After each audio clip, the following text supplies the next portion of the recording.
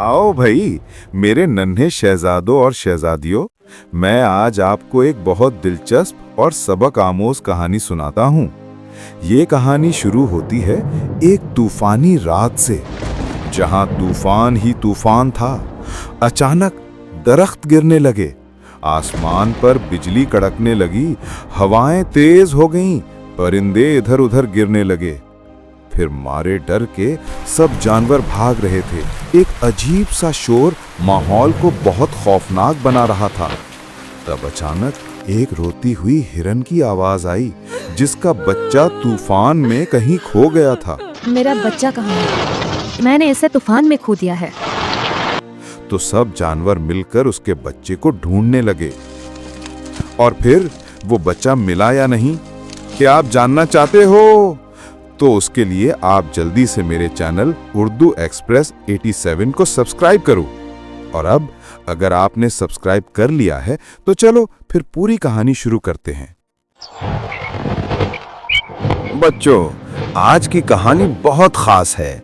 ये कहानी शुरू होती है एक तूफानी रात से, जब जंगल में सब कुछ बदलने वाला था। लेकिन इस तूफान से पहले जंगल में रहता था एक शरारती मगर दिल का साफ बंदर, गप्पू।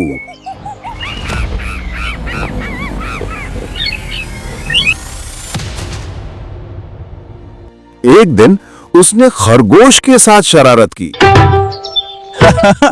ये तो एंटीना है, रेडियो लगा दूं? गप्पू, पास आजा। फिर एक दिन गप्पू अचानक हिरनी के सामने छलांग लगा बैठा और उसे डराने के लिए बोला, बू!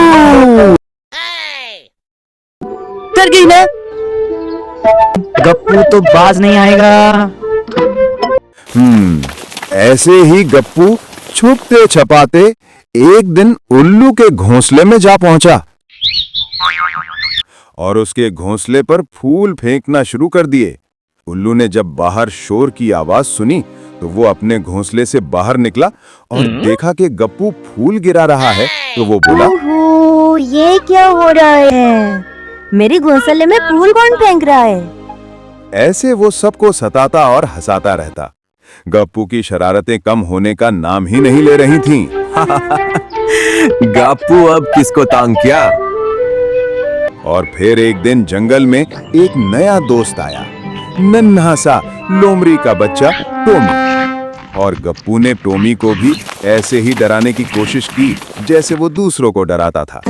वो एक दरख्त से छलांग लगाते हुए बोला, बू! लेकिन टोमी डरने के बजाय गप्पू पर हंसने लग पड़ा और यूं गप्पू और टोमी की दोस्ती हो गई। और फिर उसने कछुए पर पत्ते चिपका दिए और बोला, देखो, यह चलता फिरता झाड़ू। गप्पू, एक दिन तुम्हें सबक मिलेगा। और गप्पू की कछुए के साथ ये शरारत देखकर सब जानवर भी हंसने लगे। और अपनी शरारतों में उसने परिंदों को भी नहीं छोड़ा और उसने एक परिंदे के मुंह में घास डाल दी। अब गाने की जगह सीटी बजाओ। मम, हटाओ ये घास। तो परिंदा कुछ बोल नहीं पा रहा था, तो उसने इशारे से कहा, साले, मेरे मुंह से ये घास निकाल। तो सब जानवर हंसने लगे। लीजिए सुनिए अब गप्पू मियाँ की एक और शरारत। एक दिन साहब को उड़ने का शौक हुआ और वो परिंदों के घर जा पहुंचे, उनके साथ मिलके उड़ने लगे। ये बंदर है, परिंदा नहीं। ये सुनकर भी गप्पू मियाँ को सुकून नहीं आया, तो वो जानवरों को तंग करने पहुंच गए और सब जानवरों ने मिलकर कहा, गप्पू, अब बस पी कर। हाँ, बहुत तंग कर लिया तूने। रुकिए रुकिए, सिर्फ इतना ही नहीं, गप्पू के लिए तो दरख्तों की लकड़ियां कम पड़ गईं कि उसने लकड़ी का ही एक और झूला बनाकर उस पर झूले लेने लगा।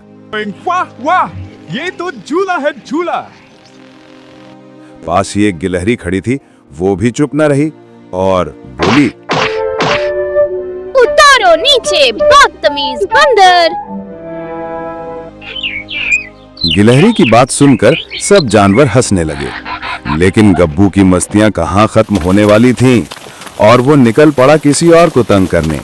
ऐसे ही चलते चलते वो उस गिलहरी के दोस्त के घर पहुंच गया और उसके बादाम और दाने उठा लिए। गिलहरी मरती क्या न करती। मेरे बादाम कहाँ गए?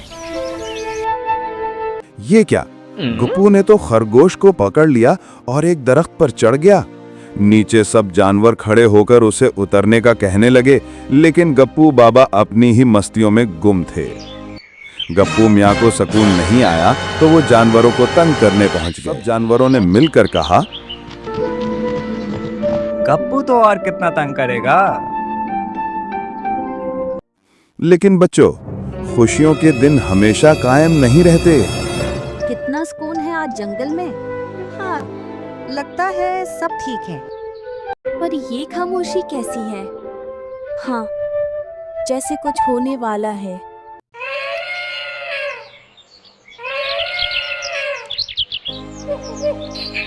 एक रात खौफनाक तूफान आया और देखते ही देखते तूफान इतना सख्त हो गया कि सब जानवर डर के मारे इधर-उधर भागने लगे। इस वक्त जब गप्पू ने देखा कि सब जानवर डर गए हैं तो उसने उनको हंसाने की कोशिश की और कहा, अरे घबराओ मत, ये तो मुफ्त की स्लाइड है। ऐसे में गप्पू और टोमी आगे बढ़े। गप्पू ने बेल से खरगोशों को बचाया और टोमी ने परिंदों और हिरनी को महफूज जगह पहुंचाया। लेकिन फिर एक नन्हा परिंदा पानी में गिर गया। परिंदे की मां रोकर बोली, कोई है, मेरा बच्चा डूब जाएगा, इसको बचाओ। टोमी बोला, मैं करता हूं कुछ। ये कहकर उसने पानी में छलांग लगा दी। गप्पू ने भी कहा, रुको दोस्त, मैं अपनी दुम बांध लेता हूं, तुम पकड़ लेना। ठीक है, आ जाओ, कहकर टोमी पानी में छलांग लगाता है। गप्पू दरख्त से दुम बांधकर सहारा देता है। यूं दोनों ने नन्हे परिंदे को बचा लिया। ये तूफान कितना खौफनाक है। बस दुआ करो कि सब खैरियत से गुजर जाए। तूफान थमा तो सबने सुकून का सांस लिया, लेकिन फिर हिरनी रो पड़ी। हिरनी रोने लगी तो उसे देखकर दूसरे जानवर भी परेशान हो गए। सबने उसे दिलासा दिया, तुम परेशान ना हो, तुम्हारा बच्चा जल्दी मिल जाएगा। सब जानवर तलाश में निकल पड़े। चलो मिलकर बच्चे को ढूंढने, जल्दी आओ। तलाश जारी थी कि गप्पू को एक झाड़ी के नीचे हरकत नजर आई। उसने गौर से देखा तो वहां नन्हा हिरन सहमा बैठा था। हिरन ने जब अपने बच्चे को वहां परेशान देखा तो भागकर उसे अपने सीने से लगा लिया और बोली, मेरा बच्चा, शुक्र है तुम मिल गए। बच्चा मिला तो सब जानवर भी हिरन और उसके बच्चे को देखकर खुश हो गए और उनकी आंखों में भी खुशी के आंसू आ गए। बेटा, तुम कहाँ चले गए थे? अम्मी, मैं डर गया था। आप सबका बहुत शुक्रिया। आज आप सबकी वजह से मेरा बच्चा मुझे वापस मिला। और फिर हिरन ने उन सब का शुक्रिया अदा किया। बच्चों, तब बूढ़े उल्लू ने सब जानवरों को इकट्ठा करके कहा, आज हमने देखा, हिम्मत, अकल और दोस्ती से हर मुश्किल आसान हो जाती है। और इसी खुशी के साथ ही कहानी अपने इख्तिताम को पहुंच गई। तो बच्चों, ये थी आज की कहानी। दादा जान, ये कहानी तो बहुत दिलचस्प थी। क्या आप हमें हर रोज एक नई कहानी सुनाएंगे?